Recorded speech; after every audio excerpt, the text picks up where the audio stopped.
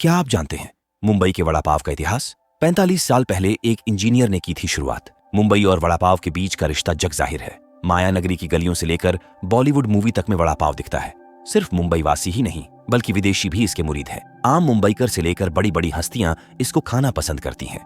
क्या आप जानते हैं इसका आविष्कार किसने किया? आइए जानते हैं। मुंबई में भी बहुत कम लोग जानते हैं कि इस वड़ा पाव का आविष्कार कैसे हुआ। वड़ा पाव बनाने का आइडिया किसके दिमाग में आया? दरअसल वड़ा पाव की शुरुआत 1978 में अशोक वैद्य नामक शख्स ने की थी। दादर स्टेशन के बाहर उनका फूड स्टॉल था। उस समय उन्होंने आलू भाजी और चपाती खाने की बजाय आलू भाजी बनाई और उसे बेसन में डुबोकर उसका वड़ा तैयार किया।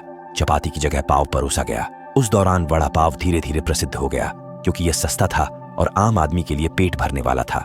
80 के दशक में कई लोगों ने वड़ा पाव को आजीविका के साधन के रूप में देखा क्योंकि मुंबई में मीलें बंद हो गईं। अपनी भागदौड़ भरी जिंदगी में अशोक वैद्य ने कई लोगों को दौड़ते हुए देखा था। उस दौर में समय और धन की कमी के कारण लोगों को पेट भर खाना नहीं मिल पाता था। इसीलिए अशोक वैद्य ने कम पैसे में पेट भरने वाला खाना बनाने का फैसला किया और वड़ा पाव का आविष्कार किया। अशोक कहते हैं, मेरे 2 भाई विकलांग हैं। मैंने बॉम्बे ITI से इंजीनियरिंग की है। घर में गरीबी थी। पिता एक मील मजदूर थे। मील बंद होने के कारण कोई नौकरी नहीं थी, इसलिए भूख लगने पर खाना नहीं मिल पाता था।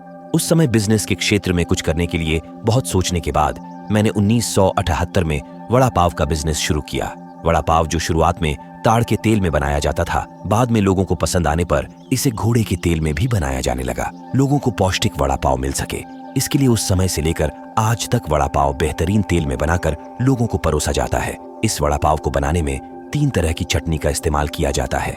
हरी मसालेदार चटनी, मीठी चटनी और सबसे खास 44 तरह के घाटी मसाले, जो शौकीनों के लिए इस वड़ा पाव के स्वाद को और भी मजेदार बना देते हैं।